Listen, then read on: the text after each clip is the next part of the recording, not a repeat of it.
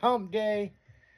Kicking it live. I got a feeling people listening to that, they might be on their office desk shaking their ass. Twerking. Yeah, twerking. pushing that chest out. Fucking titties bouncing. That's what we imagine over here, but really you guys are just probably looking at the fucking radio going, seriously? So see, the key to a good twerk is to have the most bored look on your face of all time. It's like you're twerking, but you have resting bitch face. Yeah. You know, now that you say that, I've hosted a lot of bikini contests, and girls would be facing me as I'm announcing.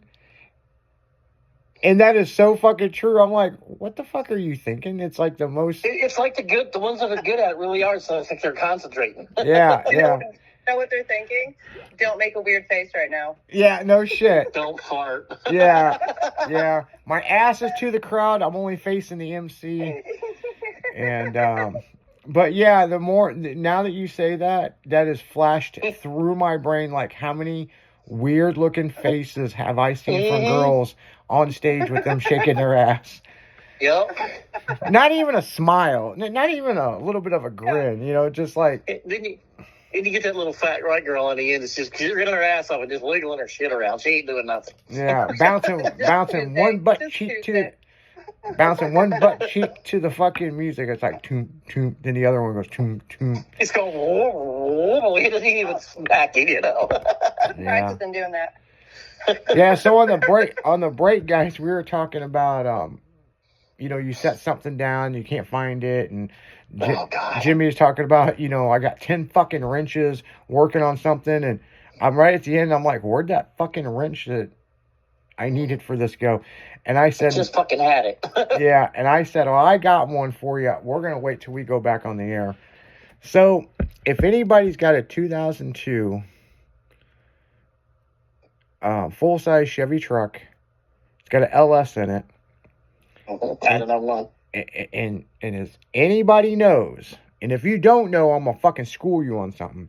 When you go to change the damn alternator, it requires a different belt. Because there's some fucking weird thing with the factory one versus an aftermarket one that it's like 2 ribs off. And I'm like, why can't I get this motherfucker tight? Like 3 hours of my damn life. And nobody in my damn shop can tell me, hey, you got to get a different belt. Yep. And I'm like, why won't, I took it off. Like, what the fuck? Is this thing bent? Like, what the fuck is going on with this? So. It's just stretched.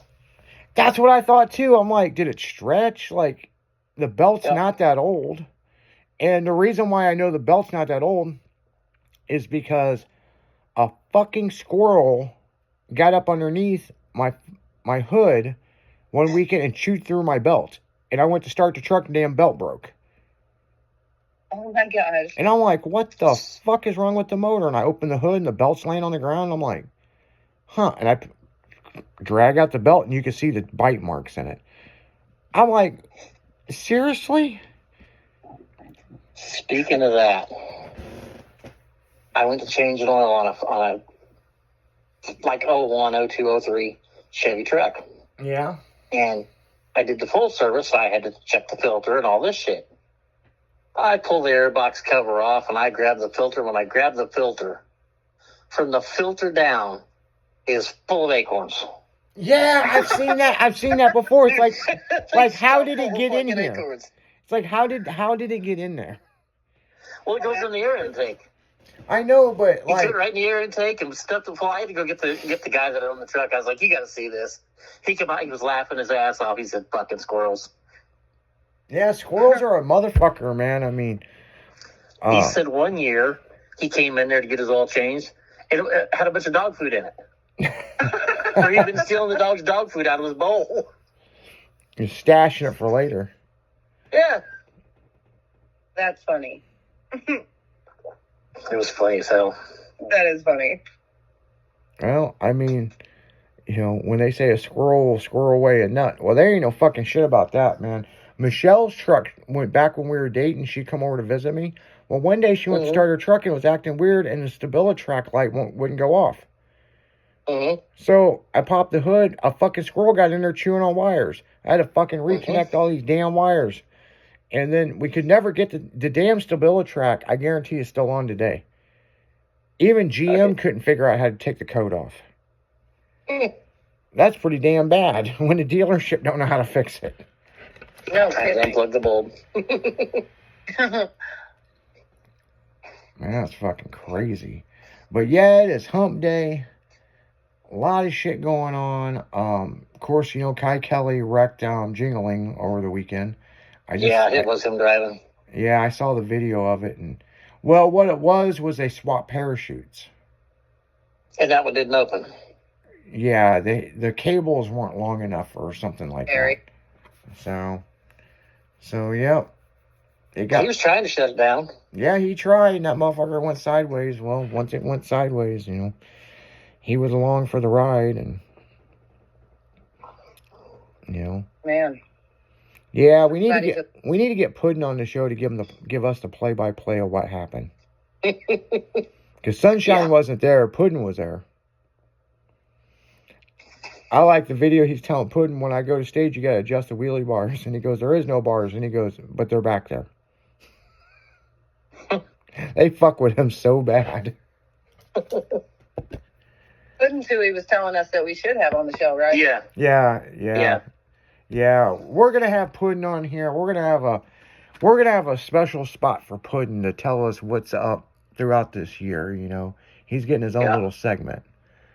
So we like Kai Kelly Racing and Puddin' and Sunshine and Kai but Puddin', man, I mean, it's like giving the traffic report, fucking. And then on the way home after they wrecked the car, they had a massive blowout. They were stuck on the highway. Trailer, wasn't it? Oh yeah, it's just him and Puddin'. You know, it's like poor fucking Kai. You know, when I worked for Concrete, we had this new driver come in straight out of driving school.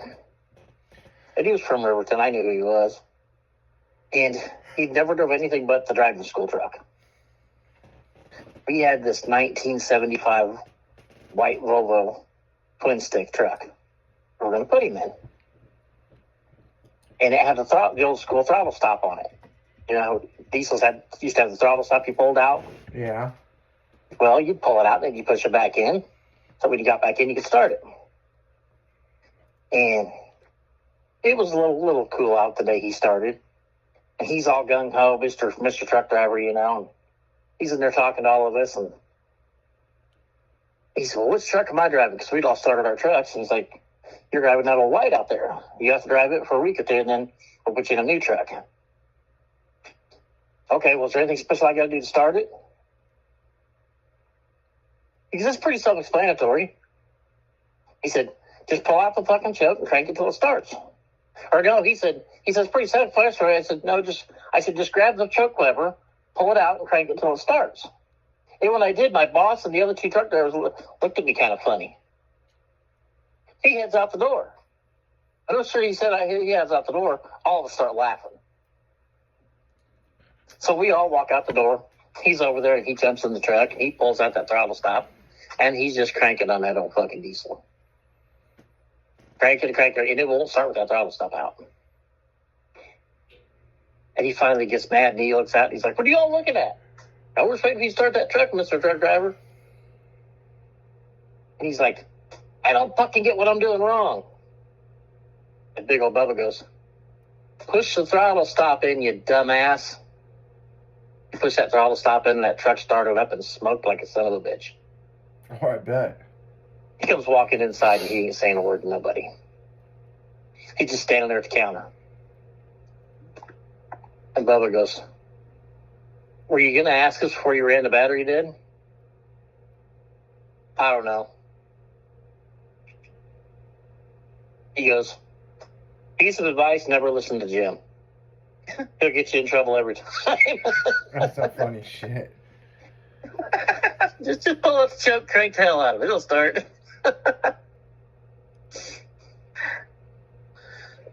Well, I mean.